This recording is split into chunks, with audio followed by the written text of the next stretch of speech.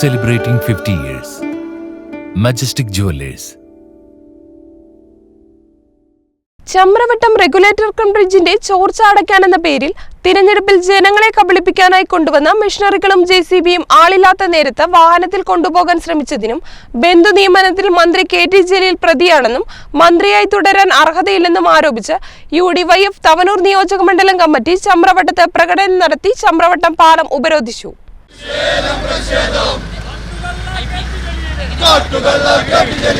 Chamravattam regulator cum ബ്രിഡ്ജിന്റെ ചോർച്ച അടക്കാനെന്ന പേരിൽ തെരഞ്ഞെടുപ്പിൽ ജനങ്ങളെ കബളിപ്പിക്കാനായി കൊണ്ടുവന്ന മെഷീനറികളും JCBയും ആളില്ലാത്ത നേരത്ത് വാഹനത്തിൽ കൊണ്ടുപോകാൻ ശ്രമിച്ചു ജനങ്ങളെ വഞ്ചിക്കുകയും ബന്ധു നിയമനത്തിൽ മന്ത്രി KT ജലീൽ പ്രതിയാണെന്നും മന്ത്രിയായി തുടരാൻ അർഹതയില്ലെന്ന ലോകായുക്ത വിധി വന്ന സാഹചര്യത്തിൽ മന്ത്രിസ്ഥാനം രാജിവെക്കണമെന്നും ആവശ്യപ്പെട്ട UDYF തവനൂർ നിയോജകമണ്ഡലം കമ്മിറ്റി ചമ്രവട്ടത്ത് പ്രകടനം നടത്തി.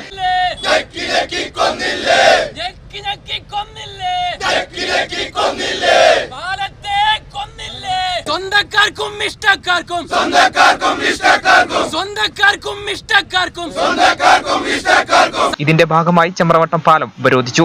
ഉപരോധ സമരം യൂത്ത് കോൺഗ്രസ് സംസ്ഥാന ജനറൽ സെക്രട്ടറി EP രാജീവ് ഉദ്ഘാടനം ചെയ്തു. ആദ്യമായിട്ടാണ് ഒരു മന്ത്രിയെ ലോകായുക്ത പുറത്താക്കണമെന്ന് ആവശ്യപ്പെടുക. ഒരു മന്ത്രിയെ, അതും ഞങ്ങളുടെ MLAയും ഞങ്ങളുടെ മന്ത്രിയുമായ ഞങ്ങളെ തവനൂരിലെ ജനതയെ മുന്നേ അപമാനപ്പെടുത്തി വീണ്ടും അപമാനപ്പെടുത്തിയ മന്ത്രി ഒരു ഉളുപ്പുണ്ടെങ്കിൽ ലെവലേശം ഒരു ഉളുപ്പുണ്ടെങ്കിൽ അങ്ങ് രാജിവെച്ച് പോകണമെന്നാണ് യൂത്ത് കോൺഗ്രസും യൂത്ത് ലീഗും ആവശ്യപ്പെടുന്നത്. കാരണം ഇനി ആകെ കുറച്ച് ദിവസമുള്ളൂ. മെയ് 2-ാം തീയതി ഒന്ന് കഴിഞ്ഞാൽ ആ വോട്ടെണ്ണി കഴിഞ്ഞാൽ തവനൂരിലെ ജനത അദ്ദേഹത്തെ എടുത്തു കളയും, ഒരു സംശയവും വേണ്ട. അതാണ് ഞങ്ങൾക്ക് പറയാനുള്ളത്. മന്ത്രിയെ സംബന്ധിച്ചോളം ഇവിടെ അദീബുമായി ബന്ധപ്പെട്ട വിഷയത്തെക്കുറിച്ചൊക്കെ സൂചിപ്പിച്ചു. അദീബിന്റെ യോഗ്യത MBA ആണ്. അതുമായി ബന്ധപ്പെട്ട് നമുക്ക് വേണ്ട യോഗ്യത എന്ന് പറയുന്നത് CS-ഉം CWSയും വേണ്ട യോഗ്യതയുള്ള 3 വർഷത്തെ എക്സ്പീരിയൻസ് ഉള്ള ആ ക്വാളിഫിക്കേഷനെ സ്വന്തം കുഞ്ഞാപ്പ ആയതിന്റെ പേരിൽ നിയമിച്ചതിന്റെ പേരിലാണ്. അത് PK ഫിറോസ്, പ്രിയപ്പെട്ട VKM ഷാഫി പരാതി കൊടുത്തു.